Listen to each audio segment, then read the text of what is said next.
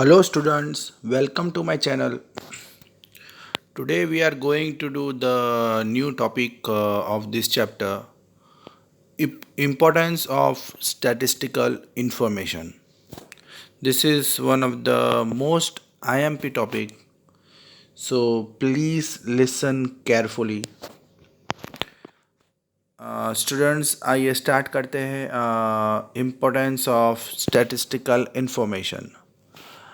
अब देखिए students, economics के अंदर भी हम डेटा कलेक्ट करते हैं। जैसे आपने टेंथ में भी पढ़ा था एसएस के अंदर कि हम डेटास कलेक्ट करते हैं अपने कंट्रीज़ के। जैसे फॉर एग्जांपल पॉपुलेशन काउंट करते हैं, कितनी अनएम्प्लॉयमेंट है, कितने लोग बेरोज़गार हैं। फिर हम अलग अलग डेटास कलेक्ट करते हैं।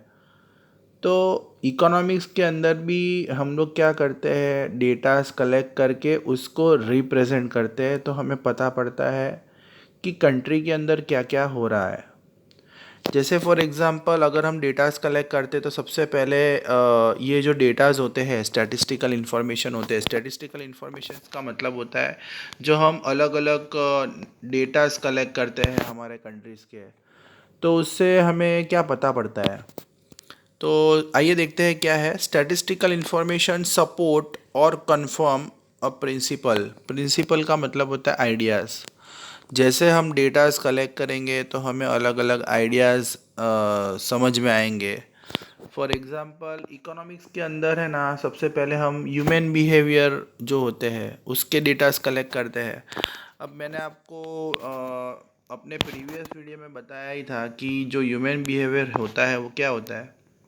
ह्यूमन का बिहेवियर कैसा होता है कि अगर प्राइस बढ़ता है तो वो अपनी डिमांड कम कर देता है, और अगर प्राइस घटता है तो सीधी बात है कि उसकी डिमांड बढ़ जाती है। ये ह्यूमन का बिहेवियर है। दूसरा, to test the validity of this theory in real life at different times and place, information from real life activity. हाँ, अब हम जो भी डेटास कलेक्ट करते हैं वो रियल लाइफ के डेटास कलेक्ट करते हैं, मतलब जो हमारे कंट्री में एक्चुअली हो रहा है उसके डेटास कलेक्ट करते हैं।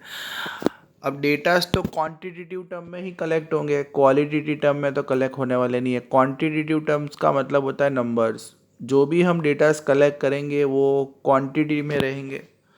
और जैसे एग्जांपल मैं आपको बताऊँ तो जैसे हमारे कंट्री में समझ लो रेनफॉल हुई, बरसात हुई, तो उसके हमने डेटास कलेक्ट किए कि कहाँ पे कितनी इंच बरसात हुई। जैसे फॉर एग्जांपल अगर गुजरात में अगर 10 इंच बरसात होती है, 10 इंच बरसात होती है, तो उसके सामने समझ लो 10 kg क्रॉप्स ग्रो होते हैं। मतलब सीधी बात है ना कि बरसात का जो असर है वो क्रॉप्स पे पड़ेगा। इसका मतलब हुआ कि यहाँ पे हम लोगों को एक रिलेशनशिप बताया गया है, cause and effect relation. Cause and effect का मतलब होता है बरसात जो है वो कॉज है, मतलब बरसात के वजह से असर किस पे पड़ा, क्रॉप पर। तो स्टैटिस्टिकल डेटास जो होते हैं वो हमें ये बताते हैं कि कॉज क्या है और इफेक्ट क्या है।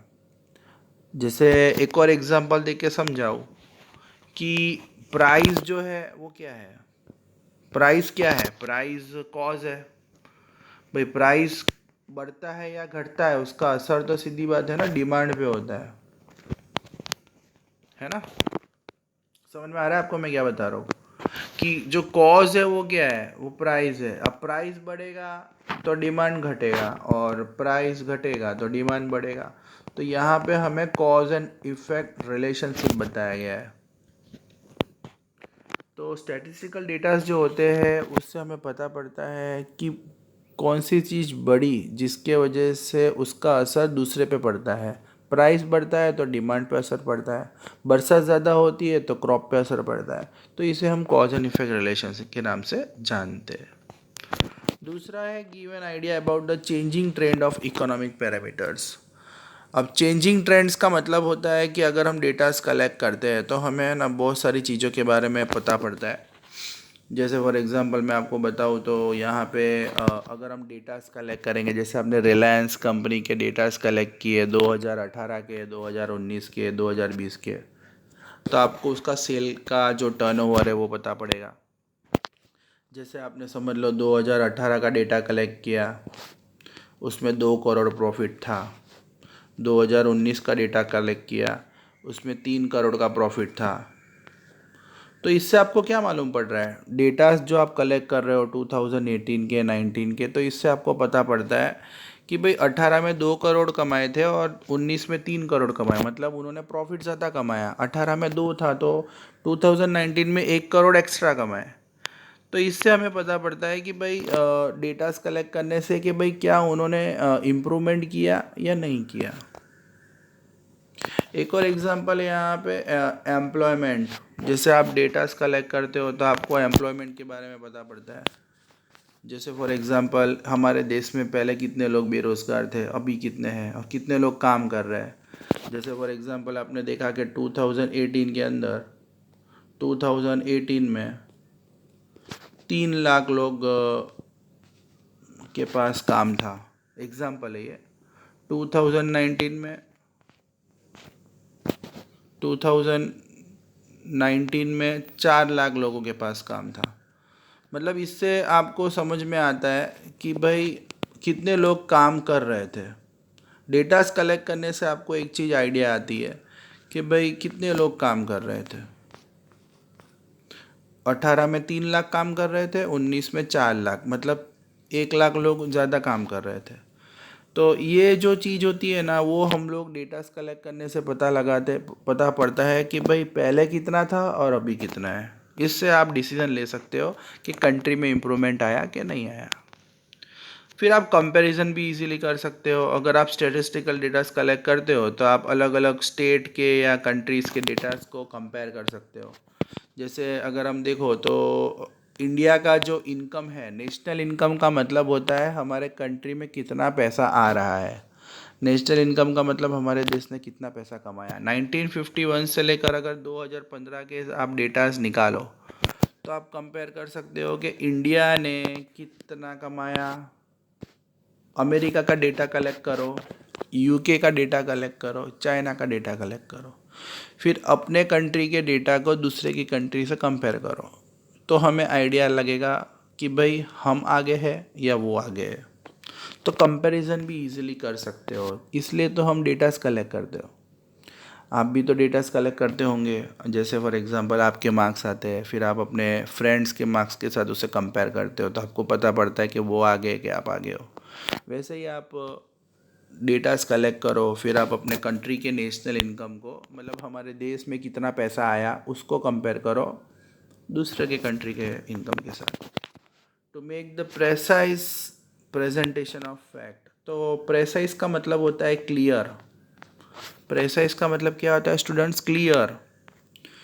अब देखिए, जो भी हम डेटास कलेक्ट करते हैं ना, वो अगर मैं आपको लिख के बताऊंगा तो आपको समझ में नहीं आएगा, बट अगर आपने ग्राफ में अंडरस्टैंड किया है तो आप पता लगा सकते हो कि भाई आगे बढ़ा है या घटा है। जैसे कोई भी इंडिया में कितना भी एग्रीकल्चर हुआ हो, इंडिया में कितनी भी इनकम आई हो, तो उसको आप है ना ग्राफ में इजीली अंडरस्टूड कर सकते हो। तो जो भी डेटास कलेक्ट किए जाते हैं ना, उसे ग्राफ में बताया जाता है। जैसे मैंने आपको बताया था लास्ट प्रीवियस वीडियो में कि ऐसे हम ग्राफ बनाते हैं। देखिए ये ग्राफ जो हमने बनाया है। अब डेटास को कलेक्ट करके आप अगर इसको ऐसे डेट ग्राफ में बताते तो आपको पता पड़ता है। देखिए प्राइस कम हुई तो डिमांड, देखिए ये लाइन जो देखो कितनी बढ़ रही है। प्राइस के घटने के वजह से पहले डिमांड कम था, फिर बढ़ा, अब और बढ़ा और अब और बढ़ा। तो इससे हम लोग पता लगा सकते हैं कि डेटा कलेक्ट करने से अगर हम उसको ग्राफ में रिप्रेजेंट करते हैं तो किसी भी इंसान को इजीली समझ में आएगा। यहाँ पे ले पर्सन का मतलब होता है कॉमन मैन, एक आम आदमी। तो डेटास को ग्राफ में रिप्रेजेंट करिए। अगर आप लिख के बताओगे स्टेटमेंट में तो समझ में नहीं आता, बट ग्राफ अगर क्रिएट कर दिया जाए तो एक इंसान ग्राफ देख के बता सकता है कि भाई आपका जो डेटा है वो ऊपर की साइड जा रहा है या नीचे की साइड जा रहा है। ओके स्टूडेंट्स, आई होप आपको समझ में आया होगा। Thank you.